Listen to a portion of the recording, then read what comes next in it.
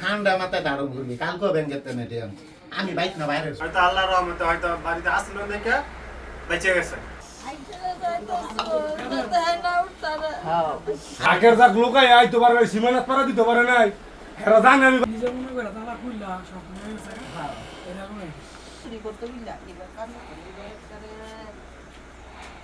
ঠান্ডা মাথায় দেখছে জানছে যে না একেবারে ঠিকই তো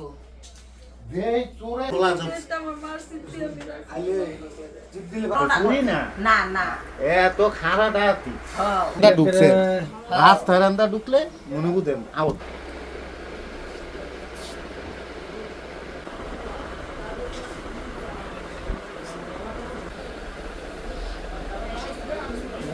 বিগত কয়েকদিন যাবৎ বিভিন্ন এলাকায় ডাকাতির কথা শুনছি।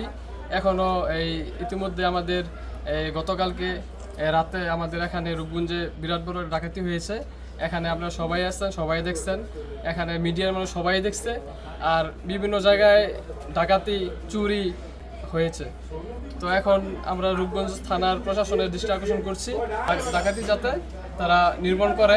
আজকে আমার বাড়িতে ডাকাতি হয়েছে। এই দীর্ঘ প্রায় 1 থেকে 1.5 মাস যাবত, 1.5 মাসের ভিতরে আমাদের এলাকায় প্রায় 6টা চুরি এবং এরকম ডাকাতির কাহিনী হয়েছে আমাদের এই 8 নং ওয়ার্ডে, আমার বাড়ির আশেপাশে। যেমন আজকে আমার বাড়িতে হয়েছে, আমার ওই যে মামা চাস্তো মামা তার বাড়িতে হয়েছে, তো ওই যে আমাদের পাশে দেলার হোসেন ব্যান্ডার তার বাড়িতে হয়েছে, এরকম আদার্স যে খাইরুল দলিল লেখক খাইরুল তার বাড়িতে হয়েছে।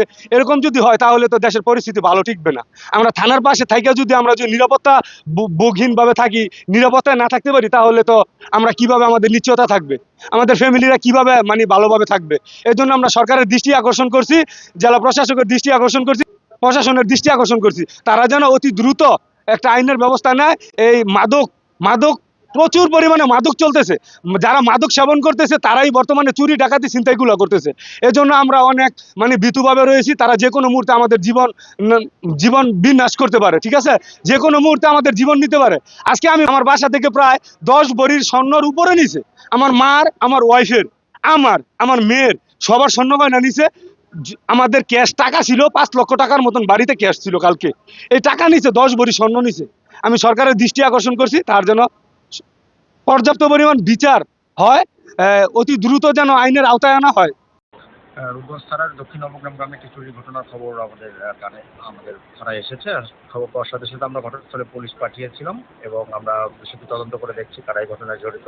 আমরা অভিযোগ পেলে তদন্ত করে কারা এই ঘটনায় জড়িত তার শনাক্ত করার চেষ্টা করব।